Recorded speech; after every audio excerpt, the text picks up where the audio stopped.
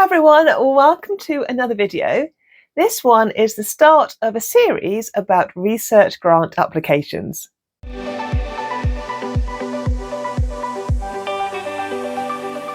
Hey, welcome to the channel. My name is Caroline. I'm a physics lecturer here in the UK, so I research and I teach and I work in physics. Now, a few people in the comments have been saying, could we have some videos on writing and getting research grant applications together? And we absolutely can. So I won't put these out like every single week, but throughout the next few months, I'll make some videos and I'll try to link them together about things that have helped me or things to be aware of when putting together a research grant application.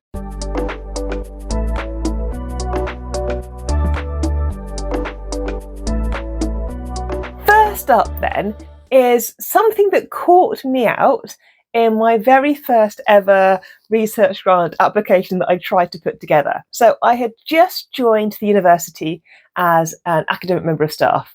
I'd been in industry for a long time and I'd come back and accepted the post of a lecturer at a university. And I thought, right, I've got to get on this. I've got to start winning research money. And I saw a really good research call. So a research council had put out a call saying we're looking for applications in this particular research area and you can fund a couple of PhD students. And I thought, right, that's the first pot of money I, as a new academic, will try to win. And so I was all excited. I was putting together my application. And then my university had this process where you have to identify to, if you like, your head of school and to the administrative team that you are planning to put in this bid. So I'd started writing the bid up, and then I also then put in this application saying, this is the bid name, this is when the due date is, this is what I'm thinking of putting together. And then it came back to me from my head of school at the time saying that I couldn't put in for that research bid because it had already been allocated to another academic at the university to go for. And that was the first time I encountered the fact that universities might have a pre-sift before you apply to these research pots of money.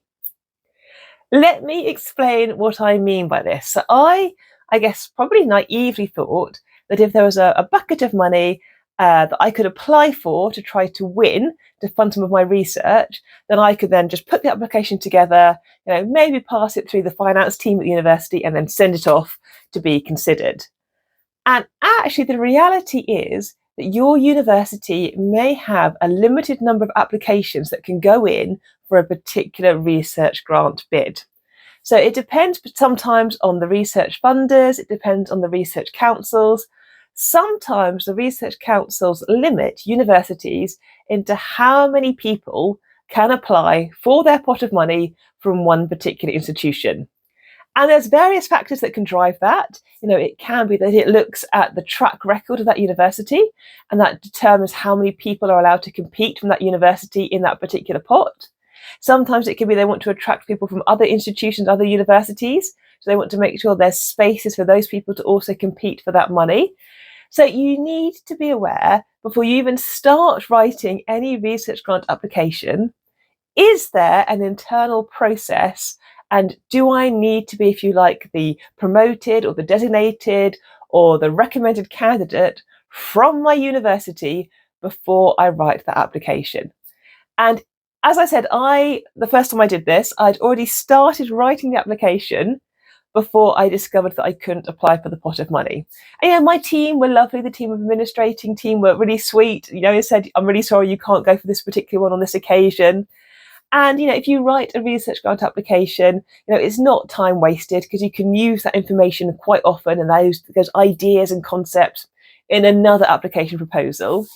But it's good to know upfront what you need to do within your university to see if you can be considered for that pot of money.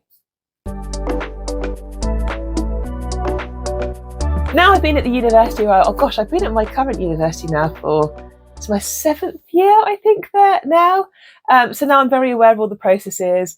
I now make it very clear early on if I'm going to want to try to consider something, So if there's a bid coming up, and quite often it's over the summer that we spend our time putting together these kind of research applications and proposals.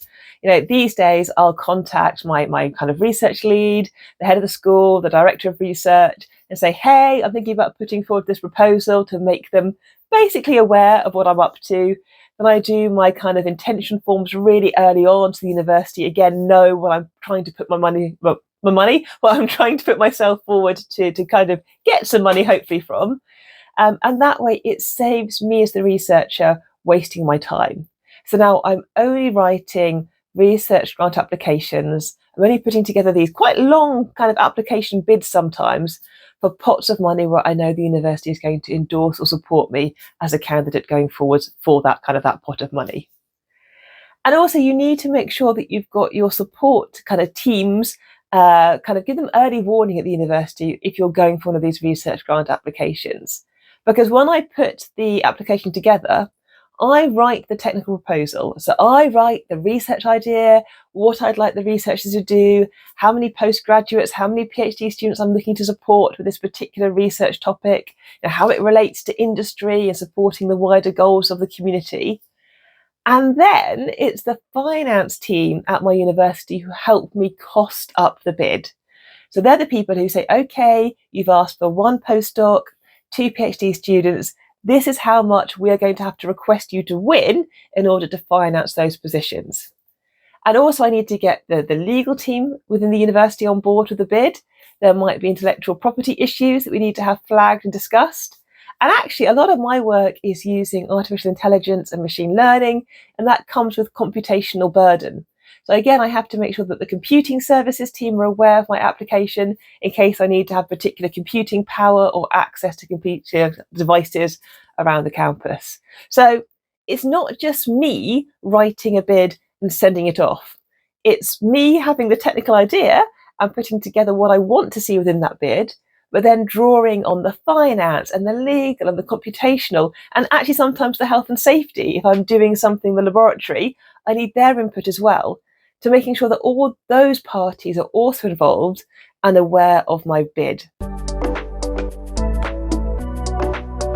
So before a research application grant proposal even gets out the door at your university, you've already had to engage, typically with your kind of director of research lead, your head of school, your finance team, your legal team, sometimes your computational team, sometimes your health and safety team.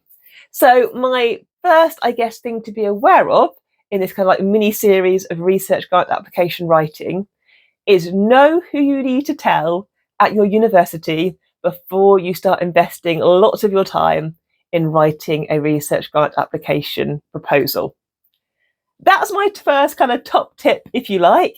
Let me know in the comments, what's your kind of first top tip that you always think of when you're getting ready to try to win research money or funding for your particular research? I'll make a few of these videos as we go through the summer, just sharing some of the things that I've learned along the way about trying to win and secure finances to support your researchers and your research. But let me know in the comments as well, your top first tip about what you think about before you put together your research application bids. In the meantime, I hope things are well with you. Keep looking after yourselves. I guess you're probably in exam time like we are. So whether you're doing exams, marking exams, I hope things are going well. I'll see you on the 15th of, June now. The 15th of June is our next Dr. CST Live. So I hope to see many of you for that. And if not, I'll see you in a fortnight for another one of these academic videos. But have a great week, stay safe, and I'll see you soon. Bye.